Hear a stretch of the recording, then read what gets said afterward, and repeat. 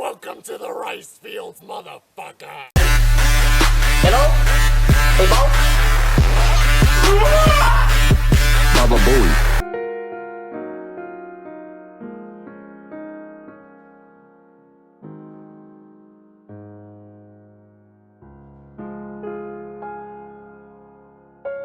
To round things out for this month, today we're going to be talking about a book written by a YouTuber that I used to watch a lot when I was in high school. I think a lot of other people are probably in the same boat when it comes to that, but yeah, we're talking about the book that's supposed to tie in with the YouTuber Filthy Frank. Now, if you've been living under a Dwayne Johnson and you don't know the full extent of Filthy Frank, it goes all the way back to 2011. I think that's when the first channel that George Miller, Joji, created. I think that was one of many channels he had, Disaster Music. But that was when the first batch of Frank videos came out, and then eventually he created what was originally the second channel, but then became the main channel, TV Filthy Frank, where a lot of the biggest hits came from. That's where like the 2 Pink Eye albums were uploaded, and a lot of the big classic videos like Bad Internet Rappers and Weeaboos. And he probably discovered Filthy Frank inadvertently through the Harlem Shake, which, yes, he did create that video, but don't worry, he's gone on record saying that he hates that it got popular too. But how I discovered Filthy Frank, it was 2015, and I remember in high school, super early into the year, I remember hearing the name Filthy Frank being mentioned a lot, so then I finally decided to look into it, and I remember the very first video I saw from the channel was the most recently released video at the time, and it was Human Ramen. Noodles, the sauce, the vegetables, and the meat!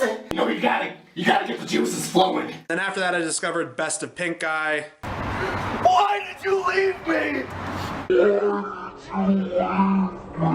And then after that I was like, alright, well, this seems wacky and interesting, I should check this out. And sure enough, yeah, it was the kind of thing that was perfect for a high schooler. You know, it had a lot of just weird, out there, random, edgy, offensive humor, and like a lot of other people, I fucking loved it. A lot of other people in my friend group, I started watching more and more of this guy's stuff. I was liking what he was doing. I liked his music. I liked the different types of videos, like the rants, the vlogs, the like challenge videos, like the Batsa games. There was just lots of really funny shit on display. But eventually, Filthy Frank came to an end in late 2017 when he made a video that was announcing this book that we're going to be talking about today.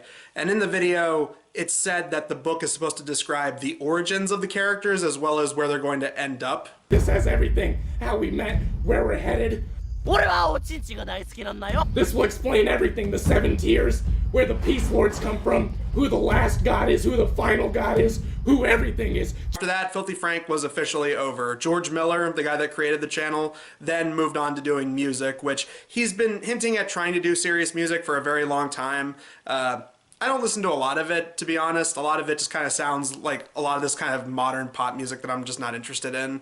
Like, a lot of it just kind of sounds like, you know, Post Malone and The Weeknd and Drake, and it basically all just sounds the same. I'm not much of a music guy. Every once in a great while, there's a song where it's like, all right, that's pretty good. Like, I will admit, I like Glimpse of Us. I think Glimpse of Us is a fine song. We're not here to talk about that. We're here to talk about this book, Francis of the Filth. This is meant to be the capper to the Filthy Frank series. This is supposed to explain the origins of the characters, expose very crucial details to the lore, because yes, there is a lore to the channel. The high school kid who was keeping up with the channel and was like, oh, that kind of sucks. Filthy Frank's coming to an end. That fucking blows.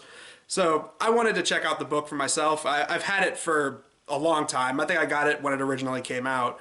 And now we're doing a video talking about it. And believe me, I'm very excited to do this because I actually wanted to do a video talking about this book for a very long time. Before we begin, we got a lot of crucial characters on display. We got Filthy Frank, we got Pink Guy, Salamander Man, Safari Man, Lemon, Chin Chin. Other important details that are carried over from the videos to the book are details like chromosomes. That's a huge thing here. There was once a time when the universe had galaxies. Now the Omniverse has universes, where time is a form of currency, and only the most powerful deities can survive the vast emptiness. And as time and space progressively expands, you have no choice but to stick together.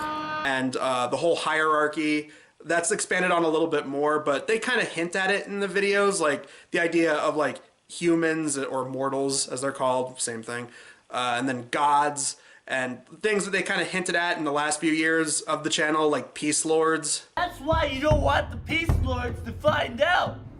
There will be a war. In the book, there's this whole hierarchy of, like, the top tier is basically God, and then the bottom are what are called, like, the wretched, which are, like, these subhuman beings that just live in eternal pain and suffering. And as you go up, you get to, like, you know, there's mortals, and then there are rank and files, which is basically what Pink Guy and Salamander Man and eventually find out Frank are supposed to be.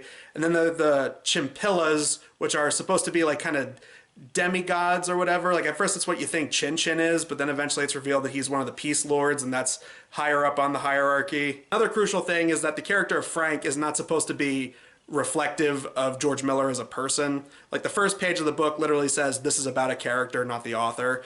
So yeah, all of this is basically fiction, as if that's not painfully obvious. So after we learn a little bit about the hierarchy and the whole concept of omniverses and multiverses, and they say that there are specifically 3 omniverses, but within these omniverses there are a bunch of different universes and dimensions, and that explains all the different realms that our characters go through, not just within the book, but also in the videos. Big running gag throughout the series would be these little, like, coordinates at the bottom that say, like, realm whatever, and they usually have, like, different funny names. After we get a bunch of exposition about omniverses and the hierarchy and whatnot, we finally learn about the origins of the character of Frank. He was born named Frankissus or something like that, and he was discovered in Filth. It's not clear where he was born or who his parents are, but he was discovered near Indonesia, and they brought him in and raised him in a small village until he was eventually apprehended and brought over to post-World War II Japan, and they forced him to work for a company called Suncorp,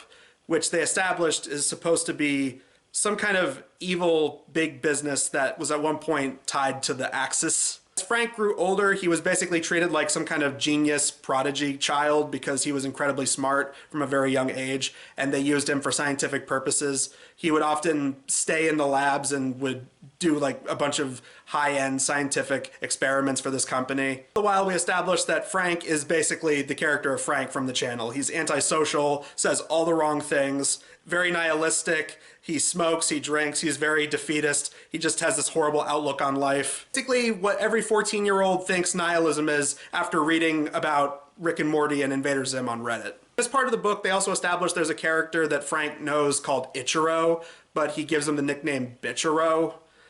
Doesn't really matter. The character ends up getting killed off, but he shows up at the very end of the book, so yeah, but other than that, he's really not important. Frank ends up noticing that his chromosomes are multiplying at a very rapid rate, so this is obviously something very dangerous. The Suncorp guys realize that something bad is at play here, so they end up going to a hospital at one point, and also establish this military guy who's hunting Frank, and he kills a couple of people at this hospital trying to get his hands on Frank, but he just ends up dying. Like, we never figure out who this guy was. Like, does he want Frank to be part of his military? Do they want to take advantage of his smarts so that they can advance? Or maybe he knows something. Maybe he's in connection with Chin Chin and these Peace Lord guys. No, he ends up dying. It's not really important. What is important is Frank ends up discovering a way to open up a portal and travel to one of the many alternate realities. And here is where Frank gets acquainted with all these other characters from the Filthy Frank channel. First, Frank meets up with Pink Guy, and I like this little detail that he's actually able to speak English in some of these realities, but then in other ones he just speaks in general grunts and moans and funny noises. Perfectly explains why Pink Guy is completely understandable in some videos, and, well, Pink Guy in other ones. Come across Salamander Man, they also come across Lemon, the iconic character of Lemon, but he's really only in this one part of the book. He doesn't, like, join them or anything.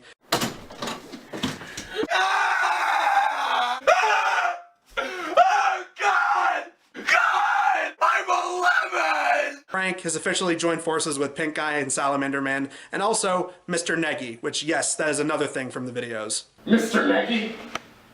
He's a root. He doesn't talk much. It is a nice little detail that they remembered that there are multiple generations of Mr. Neggies. I did like that. That's something that's brought up way later. Another neat thing that we learn is we learn the characters' names. We find out that Salamander Man's name is apparently Seamus, and, well, Pink Guy's, it's way too long. I don't even remember how to spell it. I'm just going to put it up right here, yeah. Fuck it, his name's Emery. How about that? His name's Emery. They go wandering the realm for a little bit. On a mountaintop, they end up coming across Chin Chin, and this is where Chin Chin gives them an ultimatum. He says that he'll kill them, or Frank has to give him chromosomes so that he can, stay powerful for a very long time. And Frank decides that, okay, I'll do that instead. And this basically is why Frank is serving Chin Chin for a large majority of the plot of the channel. At this point, this is basically where Frank and Chin Chin first met and how they came to an agreement. Chin Chin basically forced Frank into it because it was either that or death. So Chin Chin then opens a portal and sends them to one of the many realities that's supposed to be normal Earth. Or at least we're supposed to assume that it's some kind of reality close enough to ours. And it's here where they end up in New York City. End up going to a restaurant where they come across another rank and file, a person that looks like a person but has some kind of special powers and abilities.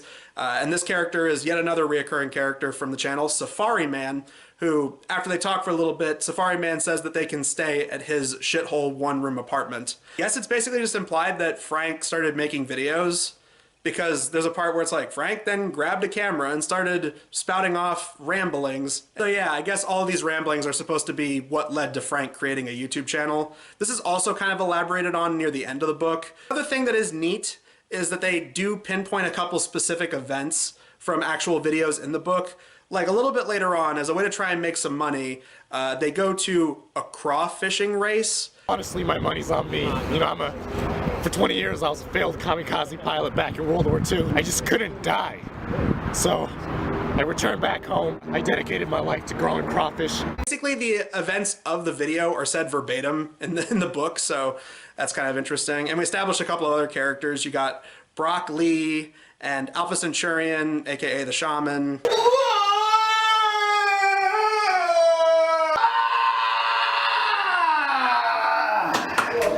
And Drone. Yeah, Drone's even in the book. Remember that? That was like one of the last Filthy Frank videos ever. Drones. They've managed to sneak drones as characters in the book. Please don't do this. I love you. I love you so much. Please forgive me. No! Why? One thing that is extremely helpful is the fact that in various different alternate realities, time operates differently. It's not just straightforward. Time in one dimension can be like a few minutes versus another dimension where it can be years. So it does make things a lot more convenient when you consider the fact it's like, wait, so what is the proper timeline of events from video to video? It's at that point where I'm like, fuck it, whatever. Trying to connect proper continuity in a book like this based on a YouTube channel like Filthy Frank, it's a fool's errand, really. After the crawfish race and after getting a bunch of chromosomes, Chin Chin finally starts to catch up with them, and our characters have to flee into a sewer where there's very extensive explanations about them rolling around in doo-doo feces. As a way to get away from Chin Chin, they then teleport into another dimension, which is the same dimension home of the original Mr. Negi. And it's here where there's a great war that's broken out between the different generations of Negis. Safari Man just pisses off like a coward, and Frank is able to stop the war by, and I am not making this up, he actually grabs a giant clock and does the "it's time to stop" meme, and that's what stops the war. It's time to stop! It's time to stop, okay? No, I can't believe it either. They actually made the "it's time to stop" meme canon. After the war, it becomes nightfall, and the gang sit around a campfire, and they're visited by a peace lord who tells them that there's a coordinates to another universe that has a bunch of different chromosomes they could use to try and ward off Chin Chin. What the peace lord does is he teleports all of Frank's friends in through a fiery portal. So now Frank is just basically left all alone with Mr. Negi Generation 1. Then when Frank wakes up the next day, he finds the coordinates etched into the corpse of Mr. Negi Generation 1. So he's able to go to this different dimension, and it's here where he comes across Red Dick. Once again, character from the original channel. Red Dick and his creation, Prometheus.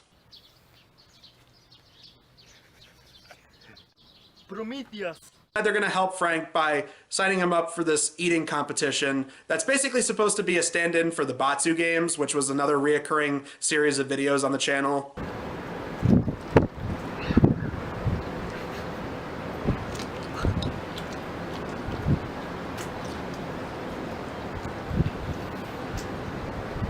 Describe it, it was basically like a series of competitions where people had to consume a bunch of gross stuff, like gross food combinations and just general weird stuff that would make people throw up. Shit, okay, it's nasty shit, man.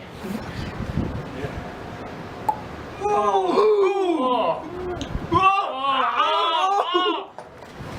it's coming out.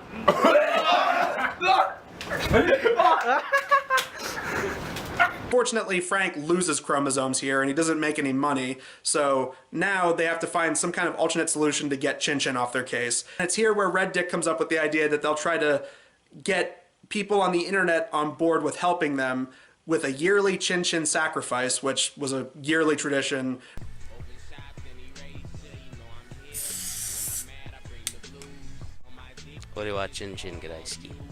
Every new chapter basically begins with Frank waking up in some kind of alternate reality. So every time there's like some paragraph dedicated to Frank woke up in a field somewhere, there's a lot of that. And it's definitely prevalent at the beginning of the following chapter where Chin Chin shows up, and while he does accept the idea of the Chin Chin sacrifices, he banishes Frank to the rice fields, which again, popular meme that actually worked its way into being a plot point in the book. Welcome to the rice fields, motherfucker. In the book, the rice fields are basically no man's land. Like, nobody goes there or nobody survives, nobody comes back from it. So Frank ends up wandering the rice fields, and he comes across a bunch of different stuff, one of which is a talking tree that gives this huge exposition dump about how Frank is the all-powerful being that can possibly stop Chin Chin and the Peace Lords. And by the way, I gotta point out, the Peace Lords have these really long, complicated names. I'm not even gonna bother. I'm just gonna, every time one of them shows up, I'm basically just gonna call them Peace Lords. Frank wakes up and this Peace Lord kills this tree. Peace Lord tells Frank that he should stay where he is and wait for Chin Chin to arrive to give him his orders, but Frank doesn't listen to that and he ends up wandering. After Frank goes wandering, it becomes night and he ends up staying at a cabin that has some kind of hot woman in it, and before things can get a little sexual, it turns out the woman is actually some kind of giant bug-like creature that Frank ends up killing. He smashes her head in with a chair and then just leaves, and then he cuts his wrists open and then he travels to another dimension. The next dimension, which they describe as looking like our universe, kind of like New York earlier in the book, Frank ends up in a place that looks like an area in Japan, and it's here where he comes across a super deep-cut reference character, Percy the Pigeon. We don't speak about birds since that incident. I don't have a problem with birds anymore. Hey yo, it's Percy the Pigeon, bitch! Talking shit about birds again, I'ma shit on you, man! I'ma shit on you! I'ma shit on you! And the thing is, this character becomes a reoccurring character in the book from this point forward. He pops up periodically, and it's like, wow, that's a character that appeared, I don't know, once or twice, yet becomes a reoccurring character. Not that I'm complaining, because honestly, any scene with Percy the Pigeon in this book was awesome. Frank wanders this location for a little bit. He stops to stay with a couple that has a farm. He stays with them for a couple days, and even though they don't really communicate with him, they let him stay, and in return, he works on their farm for a little bit, and he talks about Japanese culture, and there's this big, exposition dump about what Frank's time in New York was like. Frank ends up going to a market that's supposed to be some kind of big interdimensional crossroads where a bunch of different beings from a bunch of different universes come together to sell and buy stuff. And here he comes across Percy once again, but who we also meet is, again, a character who I think only appeared once in the Filthy Frank videos. It's the character Dr. Sack from the video Worst Film Ever. This is pathetic. I'm not so afraid of you, but the broccoli, it's frightening. He's dropped his broccoli. He dropped it. Doesn't really act the same way he does in the video, but whatever. He's supposed to be the same character. And what's important about him is when Frank meets him in the marketplace, he discovers that he is selling Salamander Man's ass flute. So he knows where Salamander Man could be. So he asks if he could, see him a little bit later and they can discuss things. Like a lot of other characters, Dr. Sack gives this huge exposition dump that Frank is actually an all-powerful being that could potentially stop Chin Chin and the Peace Lords. I forget if it was this part of the book or if it was a little bit later, but there's a part in the book where they reveal that Chin Chin is actually not a chimpilla.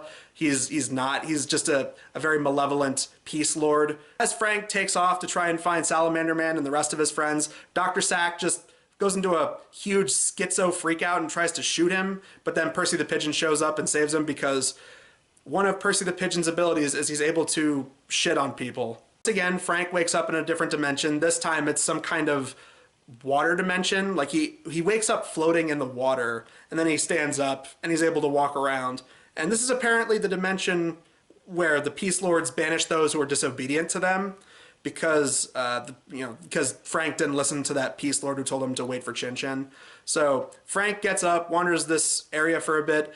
There is a whole section about the quandaries of life and the power of morality and gods and higher beings. There's a lot of it in this book, and on one hand, part of me wants to think that maybe it was supposed to be ironic. It's supposed to be like a, oh, this is something that some 14-year-olds on Reddit would find deep. But at the same time, it does feel like on some level, Joji did want it to be taken seriously, at least somewhat.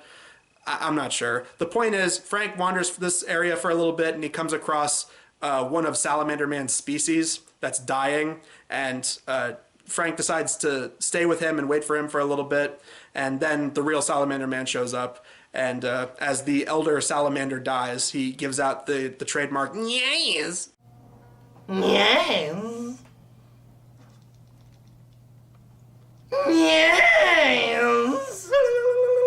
The point is, Salamander Man and Frank are now back once again, and Salamander Man takes Frank back to where the rest of his friends are. Despite the fact that Frank is now reunited with his friends, he wakes up and realizes that even though him and his friends are back in New York, Chin Chin is still out for them and trying to get their chromosomes. Here where they travel back to the first dimension that Frank met up with Pink Guy and Salamander Man in originally, they come across the corpse of the Mr. Negi from that universe.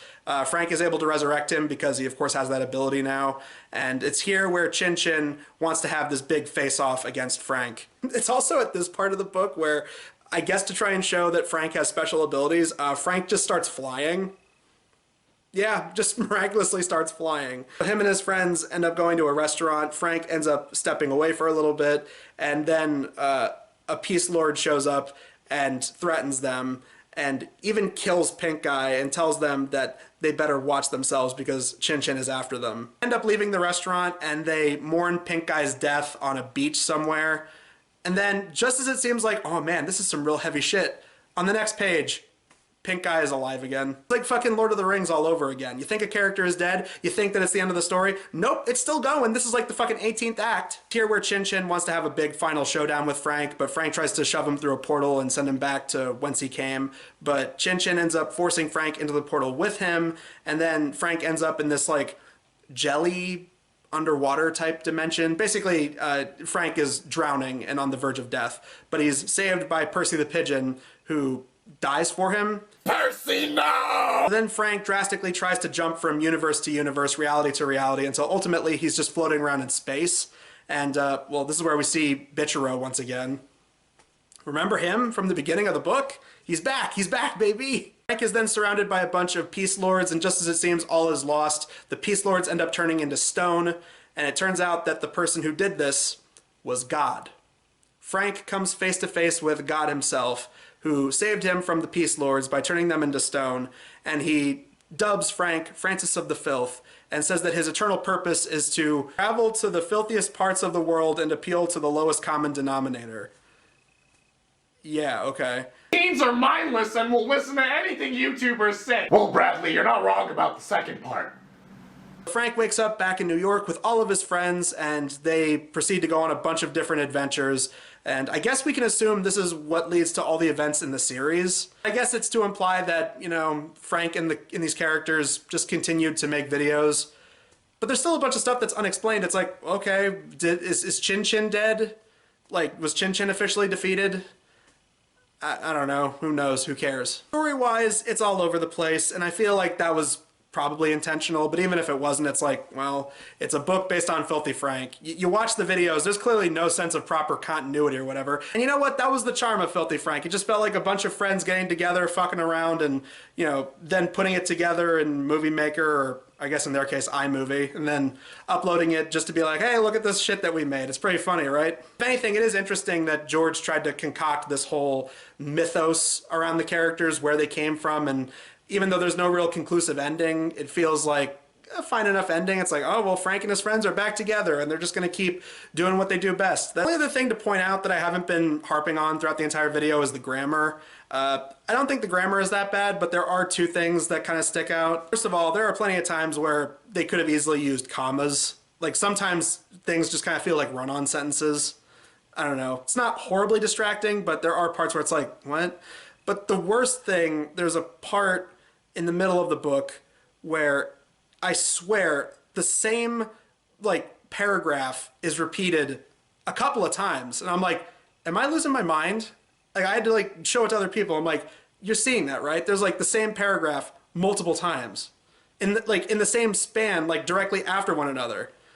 It feels like that was an error of some kind. But otherwise, as a book itself, unless you're familiar with Filthy Frank, like if you don't know anything about Filthy Frank lore, do not read this. But if you are familiar with Filthy Frank and you're curious to see like an origin story and see some of the stuff explained, like one of the best explanations here is how Frank got his raspy voice. And I love it because it's explained that he got it from singing Christian death metal. And if anything, it was either that or just have him be born with it. And if anything, I actually like that that's the explanation because it's just so random. Put it to you like this. As far as books written by YouTubers go, it's probably one of the better ones. I mean, shit. When you have books that are written by like Shane Dawson or Jake Paul and, you know, like Lele Pons and Gabby Hanna and shit like that, this is easily one of the better YouTuber books out there, man. It's like, you know, it's not a very high bar, but it's like, you know what? I liked Filthy Frank. It was an interesting read, even if some of it was weird and some of it came off as a little like, you know, oh, this is supposed to be deep. It's still one of the better ones out there. But anyways, guys, that does it for a Blockbusters show in April. Look forward to next month, where in May I will be doing 3 movie reviews, as always. And I don't want to give away what it's going to be, but I'll say it like this.